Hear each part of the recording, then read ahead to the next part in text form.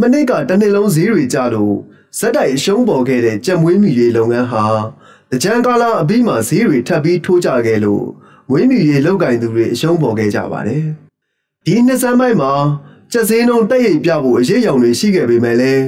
နှစ်ဆန်းတရက်နောက်ပိုင်းမှာကြက်ရောင်းဝယ်လည်းနေပါသွားပြီးကြက်တပိတ်သားကို3200ကနေ2900အထိကြက်ချံပိုင်ရှင်တွေကဒိုင်းတွေကိုအရှုံးခံသွင်းနေရတယ်လို့ပြောဆိုပါတယ်။2017 9လပိုင်းနဲ့စပြီးတော့2012တနစ်ပတ်လုံးကရှုံးတဲ့နေထားလေးမှာဖြစ်တယ်။အနေရှုံးတာနဲ့များများရှုံးတာနဲ့အဲ့ဒါပဲကွာတယ်။2013မှာကျတော့စပြီးတော့ဈေးကွက်က2900 3000လောက်ဖြစ်လာခိုင်းတော့ဈေးနှုန်းမစိုးဘူးလို့ဆိုရမှာ။ဈေးနှုန်းတက်လာတဲ့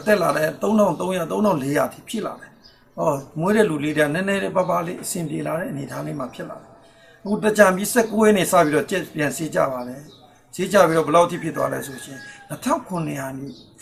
ဖြစ်သွားတယ်2900ဆိုတော့မွေးတဲ့လူကတော့တူတူများများရှုံးတဲ့အနေထားမှာဖြစ်နေပါပြီ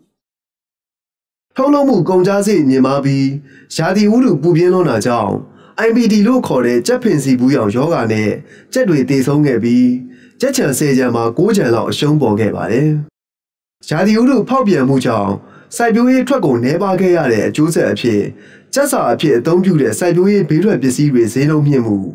လက်ကားတိုင်တွေအနေနဲ့ထုတ်လုပ်မှုဈေးကိုအမိလိုက်ပြီးဈေးမပေးနိုင်တာကြောင့်အရှုံးပေါ်တာဖြစ်တယ်လို့အသားတို့ကြက်ထုတ်လုပ်မွေးမြူရေးရောင်းချသူအသင်းကပြောဆိုပါတယ်။ဒီကြက်မွေးမြူရေးရဲ့အစာအဓိကဒီစိုက်ပျိုးရေးရဲ့ဘေးထွက်ပစ္စည်းအဲ့တော့စိုက်ပျိုးရေးထွက်ကုန်တွေကရာသီဥတုကြောင့်မို့လို့ထွက်နှုံကြတဲ့အချိန်မှာ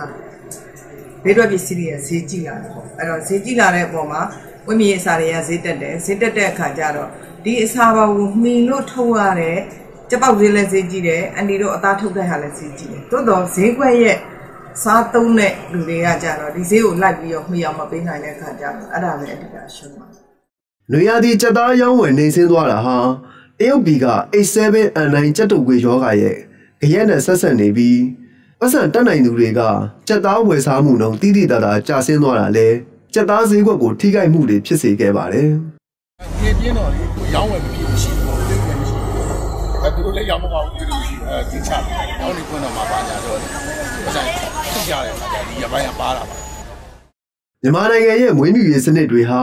ရှေးကြပြီးနိုင်ငံတကာစနစ်အတိုင်းခင်ပြီးအေးခမ်းတွေနဲ့ကြက်မွေးမြူရေးကိုမလုပ်နိုင်သေးတာကလည်းကြက်တည်ဆုံးမှုနှုန်းမြင့်မားနေပြီးအရှုံးပေါ်တဲ့အချက်ထဲတစ်ခုအပါဝင်ဖြစ်ပါတယ်။အေးခမ်းတဲ့မွေးမြူရာမှာတည်ဆုံးမှုက